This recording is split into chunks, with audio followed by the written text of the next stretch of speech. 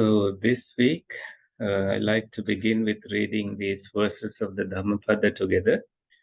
Those who are joining on Zoom, you can read with us. So you have it. Mind is the forerunner of all evil states. Mind is chief. Mind made are they. If one speaks or acts with an unwholesome mind, because of that, suffering follows one, even as the wheel follows the hoof of the draft ox. Mind is the forerunner of all good states. Mind is chief. Mind made are they. If one speaks or acts with a pure mind, because of that, happiness follows one, even as one shadow that never leaves. He abused me, he beat me, he defeated me, he robbed me. In those who harbor such thoughts, hatred is not appeased. He abused me, he beat me, he defeated me, he robbed me. In those who do not harbor such thoughts, hatred is appeased. Hatred is never overcome by hatred in this world. Hatred is only overcome by love. This is an eternal law. In the unessential, we imagine the essential. In the essential, we see the unessential. Anyone who entertains such wrong thoughts will never realize the truth. What is essential, we regard as essential.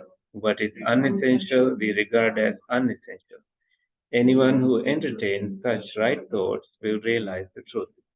Here one develops a mind that rejoices now, and in the future one rejoices. In both states, the well-doer rejoices. One who rejoices a lot will be able to see the purity of their own deeds, speech, and thoughts. When one is happy now, they will be happy in the future. In both states, the well-doer is happy. Thinking I have done good in the past, one becomes happy and will easily experience the blissful state of mind. Though a person recites sacred texts but doesn't act accordingly, that heedless person is like a cowherd who counts others' cows. They have no share in the fruits of the holy life.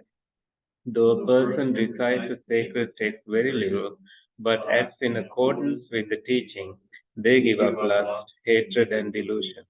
They truly know what is good, and this leads to a mind that is free from suffering. They cling to nothing here and in the future. In this way, one shares the fruits of the holy life. Excellent. And let's do the reading for today. That is from the Dubbaṇṇiya Sutta.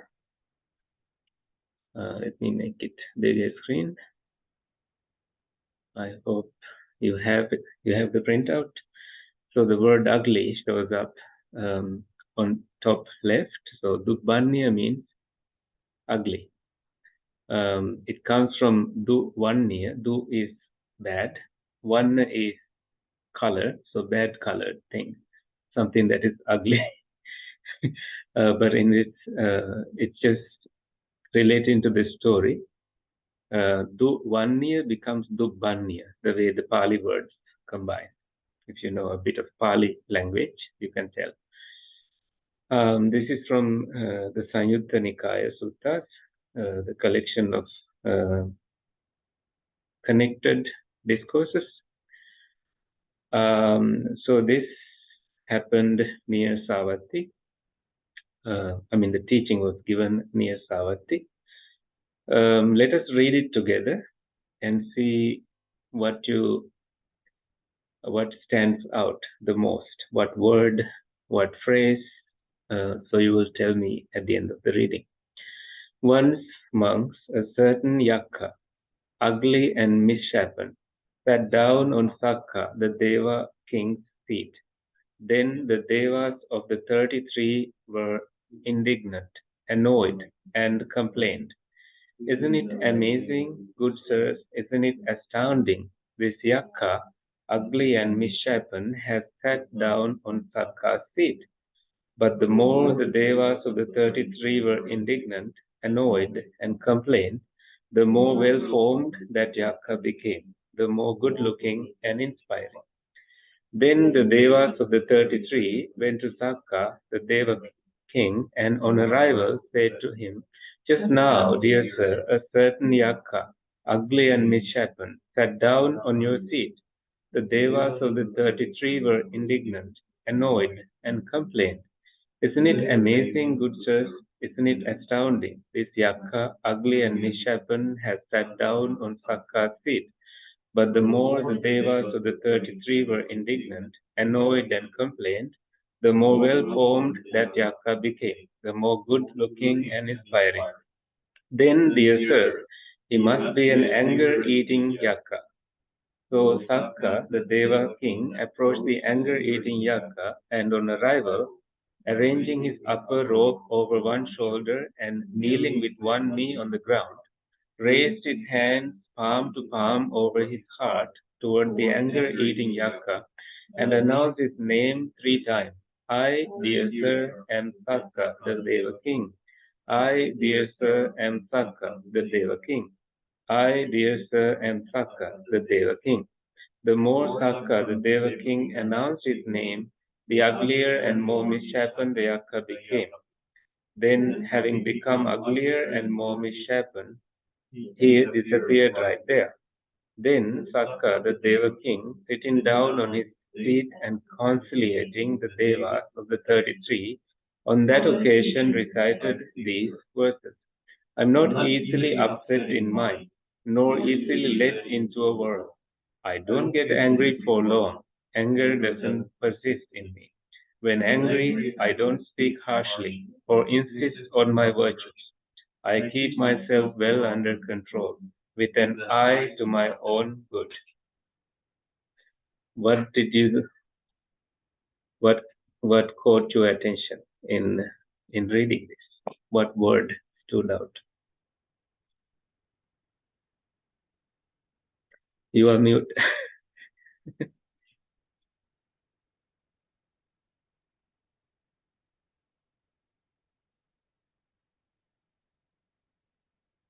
You have it? Yeah, I Yeah. found it interesting when he says he doesn't, where is it? Sorry, he doesn't insist on his virtues when angry. Yeah. I was, yeah. Interesting statement, right? Yeah. See what more you have. So the story itself is interesting because it seems that there's a balance, like the good-looking transfer, yeah, the change. Yes.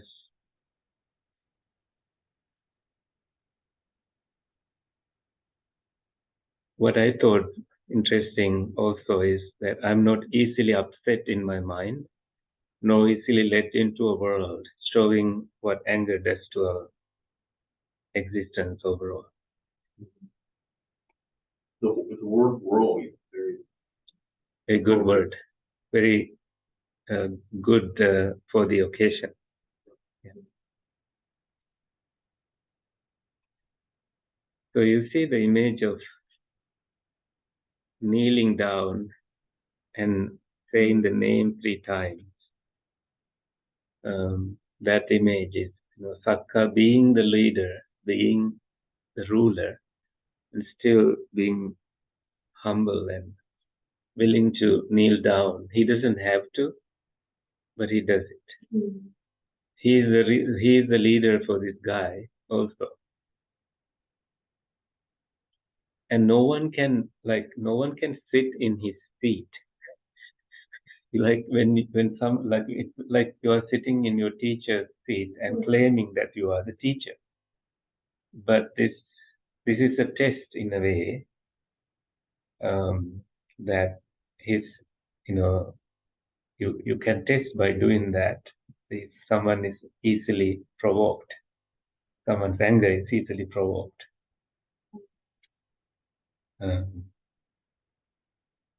But I like to begin with what you said.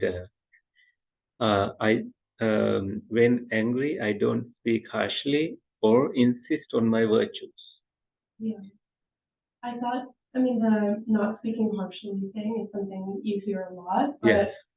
Not insisting on your virtues, I find we're often inclined to say, like, no, the right thing to do is this, or like, you would think a good person kind of knows that they're doing the right thing and wants to like make it known to others, but here he's saying like he doesn't even insist on the fact that he is like The right a righteous one. Yeah. person.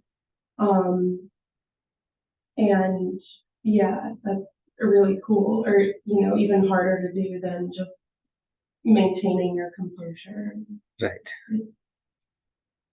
It's beautiful the way you put it. Like when someone knows that they are right, they tend to say it. They tend to, and that is often said little angrily.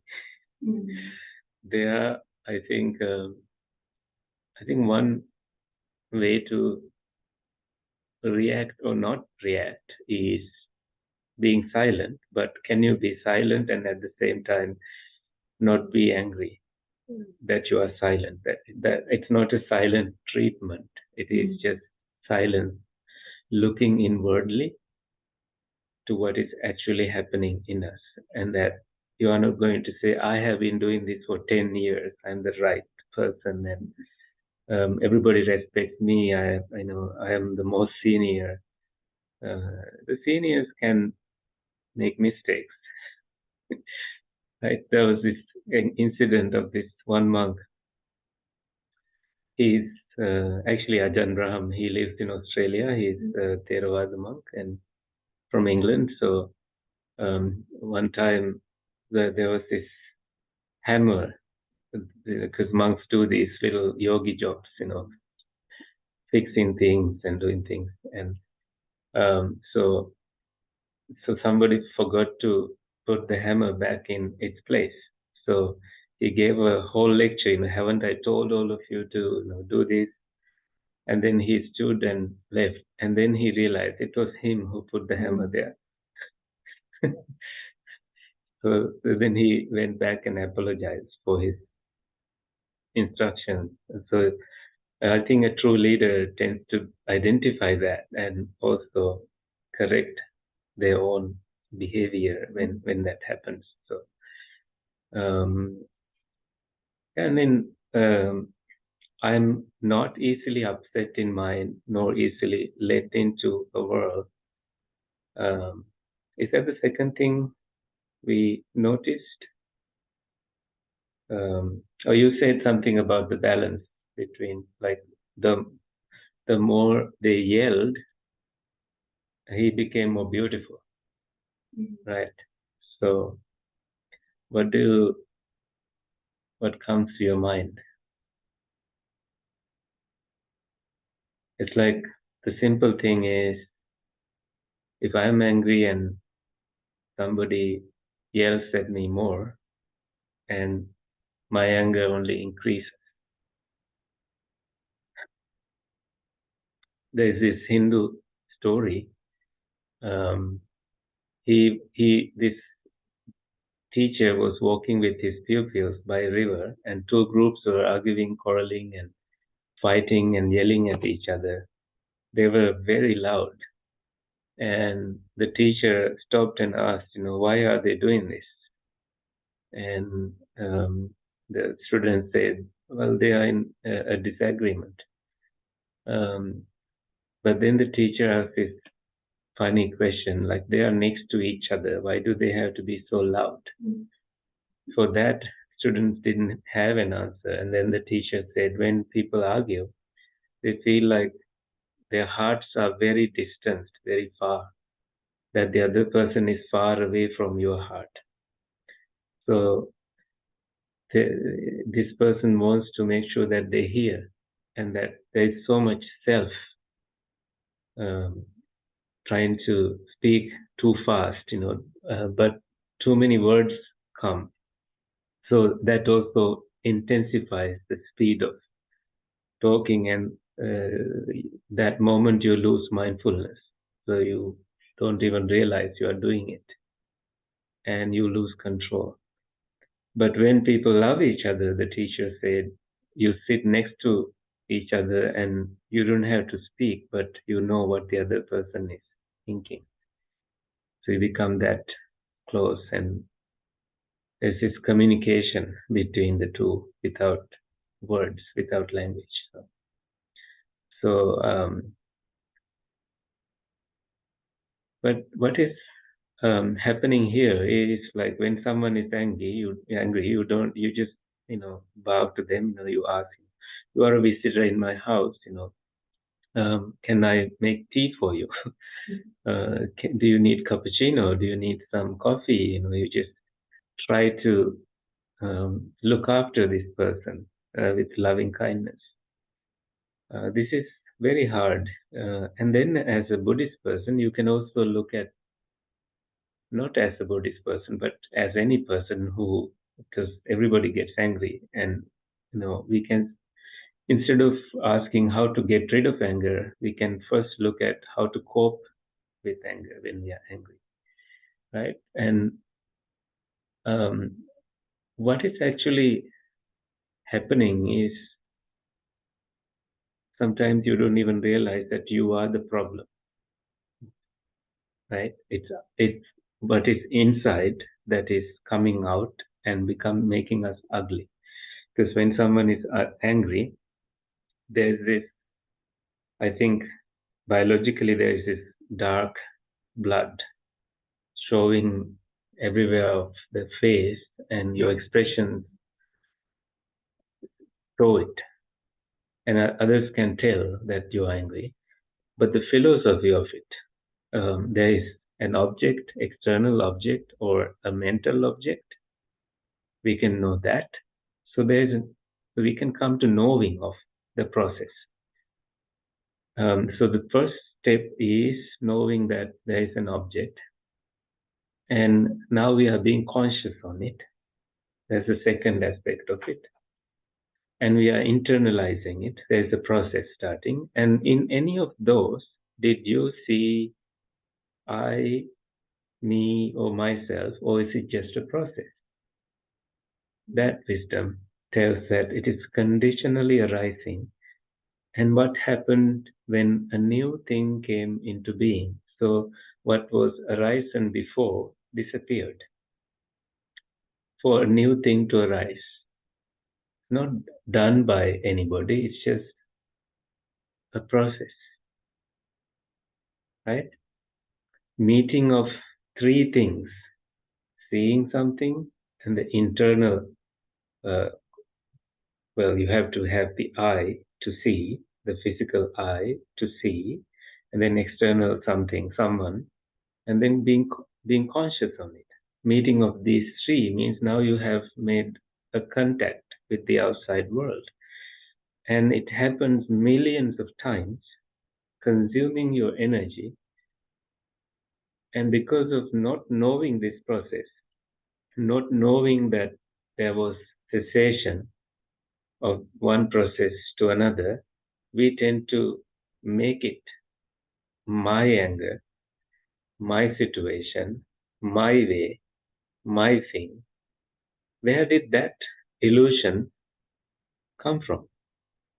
That, I think, that wisdom helps us see philosophically what is conditionally arising, and also what is ceasing, the process of ceasing this experience.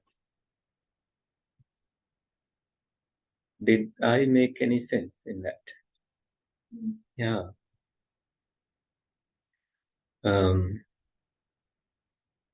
We tend to speak harshly, but when we mature, right now I'm 35, I see that most things I was angry about don't upset me anymore. So I think those days I didn't know that that will happen to me.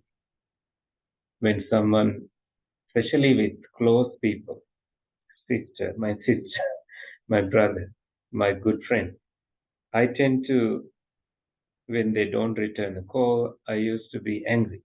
But now I see that that tendency has vanished.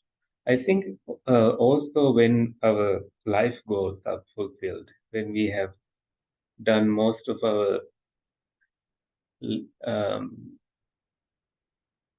list of things that we like doing, then also your mind starts to be less tensed about certain situations. So maturity and being fulfilled, being content, and the philosophy, so many aspects of wisdom cultivation, practicing and being humble. What else do you think will help? Also, the idea, understanding that getting angry is like drinking poison and wanting somebody else to die. That doesn't happen. It's us who die. It's us. It's like in the biblical language, like God has to remove it from you. There's something not good in you that has to be removed. Who is going to remove it? Are we going to wait until somebody removes it? Or are we going to start that process here and now?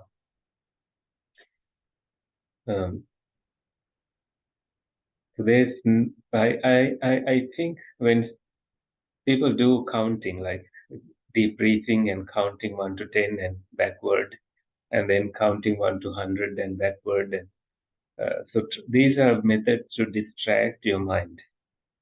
What else would help is if you are angry in your apartment with your partner, you can just take a walk and wait, like get some sunlight and experience some greenery, the green nature, so that you see what else, how much more anger is within you that needs to be undone, that our minds are pure and some visiting defilements have made it so impure and unhealthy for you alone. Without anger, that means with loving kindness, you tend to sleep well, you tend to like you more, and you tend to be liked by others. But you may be used by people when you try to be very nice. That you need that's to. exactly the reason I got angry for years. That's exactly the reason. Yeah. Because, I mean, now maybe it's slightly better, but I used to be nice and afraid of saying no. Exactly, and that comes with more maturity and personality development. I think our brain take forever to develop certain aspects and cognize and learn certain things. And most things that we are afraid of, we are sometimes not afraid of anymore. And sometimes by facing those fears, we see that, we can now, we just faced it and now it doesn't exist in us anymore. It's like you have a fear of height and you go to a taller building and sometimes you now don't know why you had that. It may not necessarily work that way for everybody, but at least, you have courage, more experience, more wisdom. Anything else? I've been thinking of on what you said with maybe not wanting to say no or having other people take advantage of kindness, and in relation to this story, I wonder, like, of course, we always need to work on our own reactions as opposed to telling the other person what to do, but where maybe the line is drawn with saying something or with in a kind way, standing back in the face of someone being harmful, of course, while still working on our own composure. Yeah, like the difference between allowing someone to continue harmful behaviors without saying things, or maybe saying something. That's a very difficult place to be. I see the suffering that they cause continuously. And although we don't speak about it, and that we have sometimes let things go without even bringing it, because it makes it very uncomfortable for us. that we will be seen as the problem, the person who's nagging constantly, when in fact it's overall caused by these people. What came to my mind is this one monk who lives in Toronto, who never complains. If something is not done, he does it. He's so capable that way. And when it is time, when he speaks good about people. And I like that personality. Everybody loves that personality. Capable and never complaining, and always has the meditation practice going, and therefore he has mindfulness. So he remembers people's names. He remembers people's situations. And so I think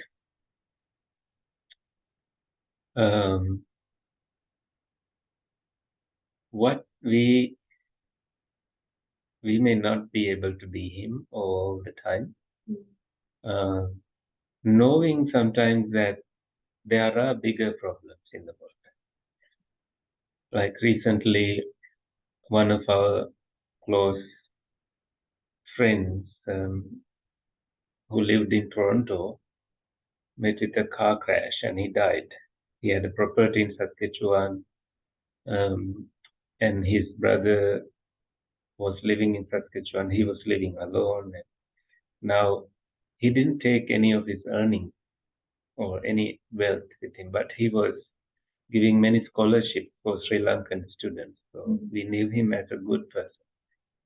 So knowing that life is so fragile and we can wait for bigger events that brings people closer and live a life of letting go inwardly without having to bring things up, unless knowing that we too actually make mistakes. That if we bring a small thing up and make it a whole big scene, when we make a mistake, it will be reflected back on us. Therefore, like I'm saying something to the effect that we don't have to suffer the event. We can let go the association of it, but we wait, looking at the bigger picture of life, until it is a good opportunity that we can combine everything and discuss nicely. Because it's very easy that things take an ugly turn the moment we begin to discuss that. People don't take it that way. They don't see the good intention. They immediately react. And you are like, why did I even bring that up? And this person is completely like out of mind. And now this person is making lists of things that I didn't even think I was doing, and maybe spreading rumors about. And that is when we realize that we are honestly living with someone we shouldn't be living with. And we take a natural break from that type of person, looking for a better, right person, or we then stop looking for people. You just become a good person to yourself. Right? So hopefully we can do that. When I said we don't always necessarily get good friends to live with, that unfortunately is the case. And the Buddha says, Eko chare, live alone and be content with that kind of living. And I see people who have smaller circles and they tend to be more focused. So contentment, the Buddha said, is the highest wealth, not having so much wealth. Anything else?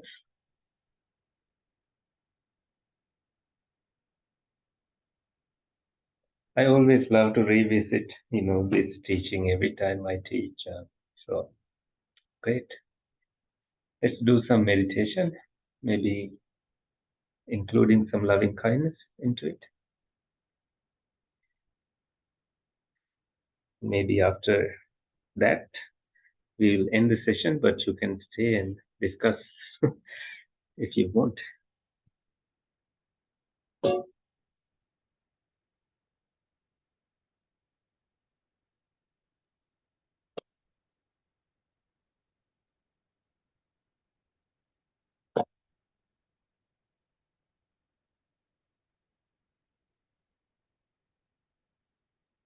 You may close your eyes and sit your upper body adjusted and that the posture appears to you like a meditation posture, radiating loving kindness inwardly to yourself first. And with that, you mindfully, lovingly breathe in and breathe out,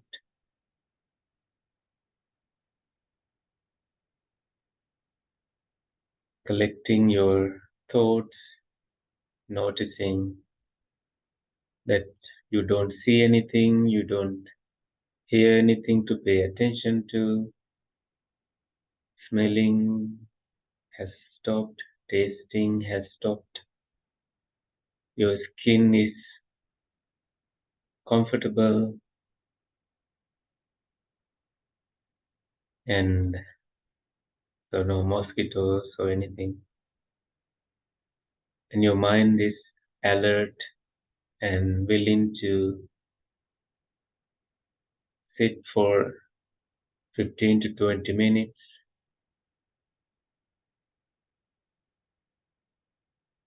So when seeing, hearing, smelling, tasting, physical sensation stopped, what is left is thinking and random feelings from the body, painful, pleasant, and they come and go. You stay without reacting, without judging, mindfully breathing in, mindfully breathing out.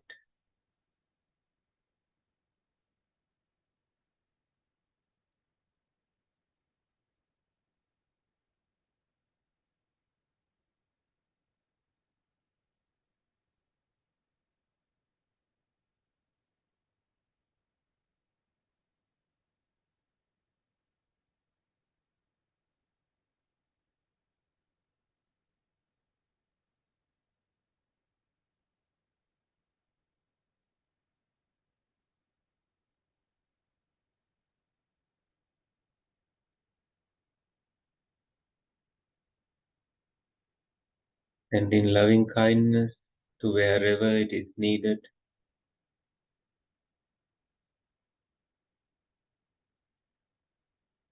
to those who are suffering alone, to those animals, to those celestial beings in all directions.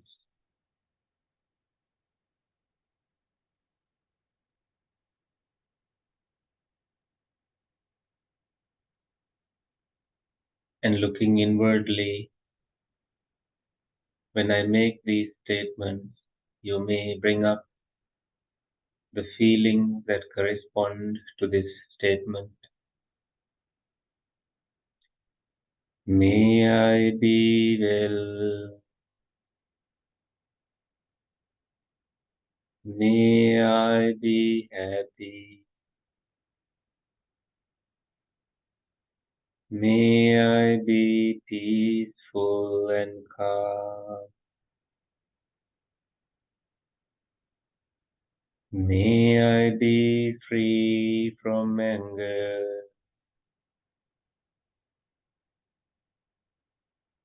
May I cultivate goodwill toward me.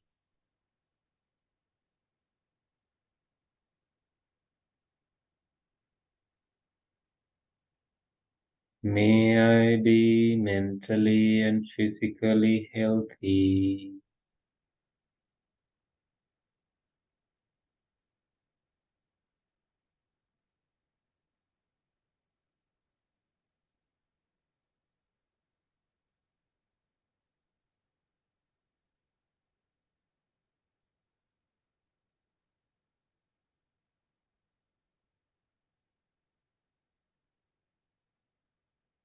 May my mother be well. May my father be well.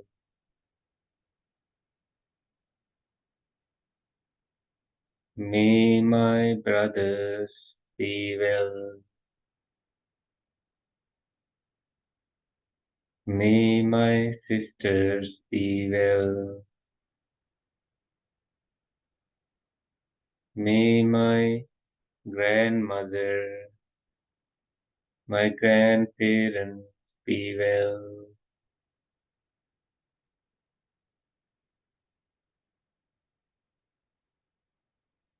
May I forgive myself for certain behaviors, words, texting, emailing, and action.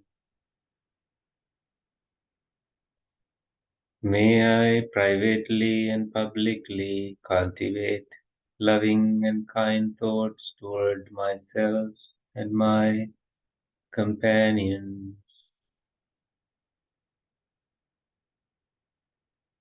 May my teachers be well.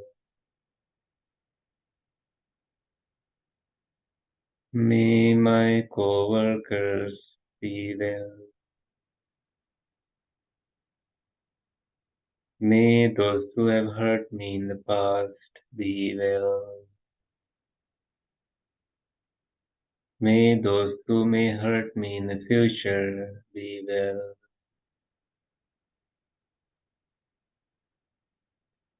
May those who are going through abusive, toxic relationships be well.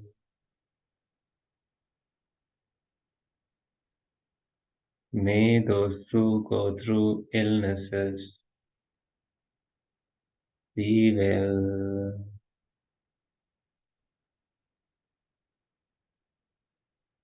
May those who are lost be well. May those who are in suffering be well.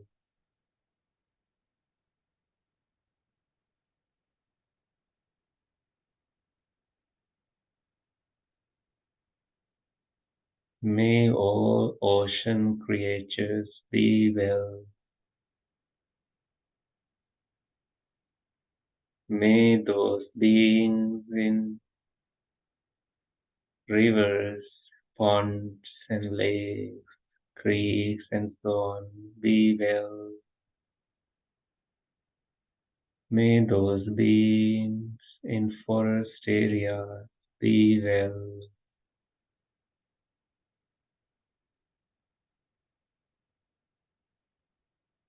May all artists be well. May all the rulers be well.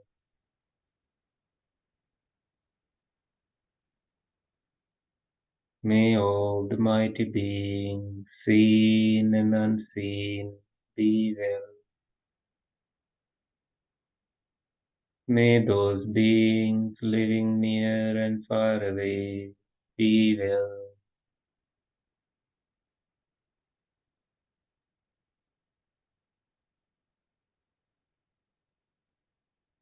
May all beings be well. May all beings be well. May all beings be well.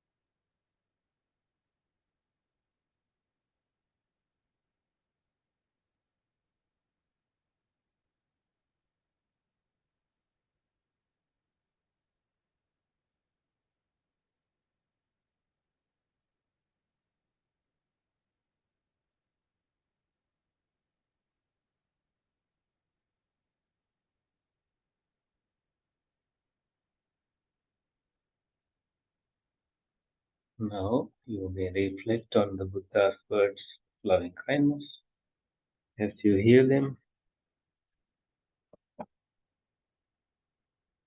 This is what should be done by one who is skilled in goodness and who knows the path of peace.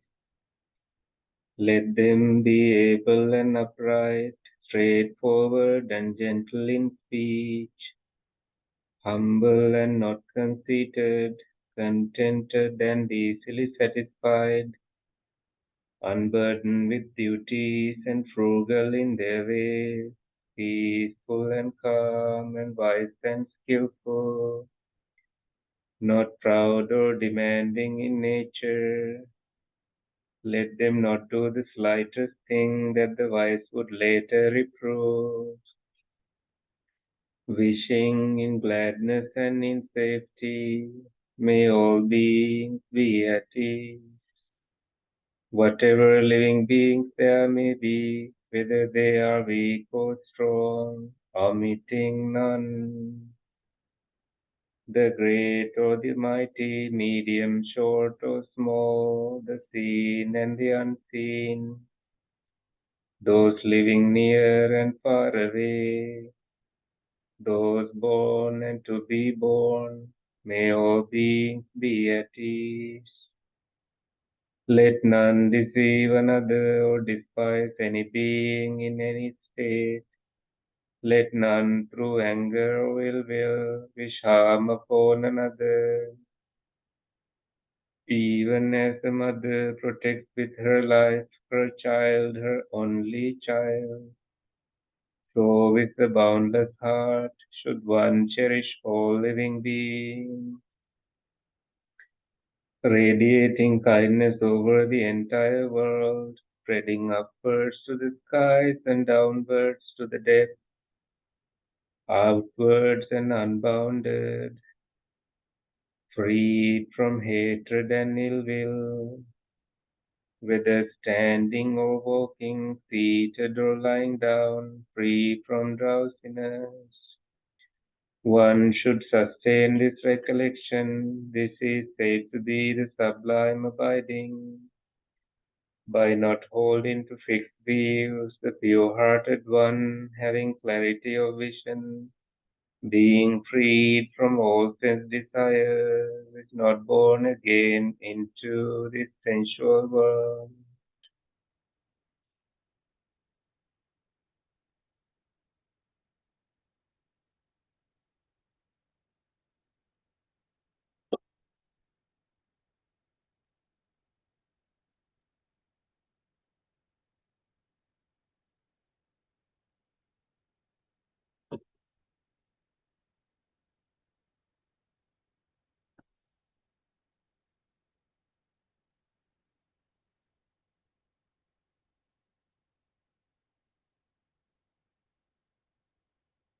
And now come out of the meditation and